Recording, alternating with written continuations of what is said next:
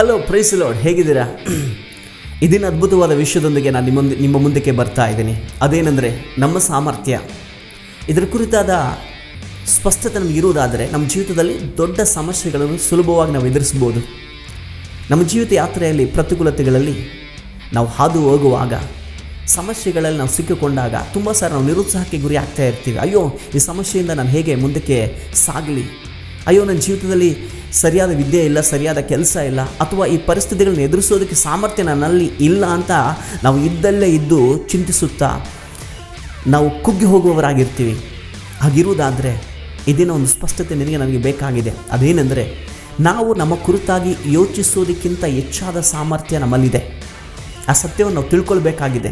ಅಪೊಸ್ತಲನಾದ ಪೌಲನು ಫಿಲಿಪ್ಪಿಯರಿಗೆ ಬರೆದಿರುವ ಪತ್ರಿಕೆ 4ನೇ ಅಧ್ಯಾಯ 13ನೇ ವಚನ ಹೀಗೆ ಹೇಳ್ತಾ ಇದೆ: ನನ್ನನ್ನು ಬಲಪಡಿಸುವ ಆತನಲ್ಲಿದ್ದುಕೊಂಡು ಎಲ್ಲಕ್ಕೂ ಶಕ್ತನಾಗಿದ್ದೇನೆ.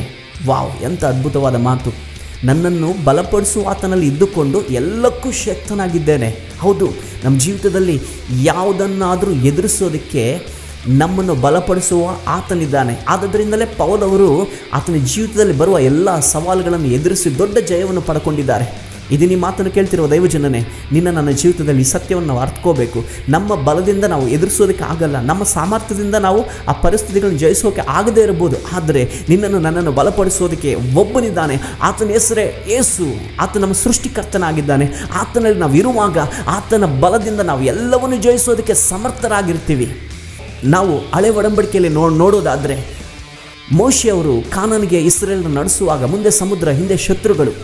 ಆವಾಗ ಮೋಶೆ ಅವ್ರಿಗೆ ಏನು ಮಾಡಬೇಕು ತೋಚದೇ ಇರುವಾಗ ದೇವರ ಸಮ್ಮುಖದಲ್ಲಿ ಪ್ರಾರ್ಥಿಸುವಾಗ ದೇವರು ಹೇಳ್ತಾರೆ, ಮೋಶೆ, ಇದು ಪ್ರಾರ್ಥಿಸುವ ಸಮಯ ಅಲ್ಲ, ನೀನು ಕೋಲನ್ನು ಸಮುದ್ರದ ಕಡೆಗೆ ಚಾಚು ಅನ್ನುವಾಗ ಚಾಚಿದಾಗ ಸಮುದ್ರ 2 ಭಾಗಗಳಾಯಿತು.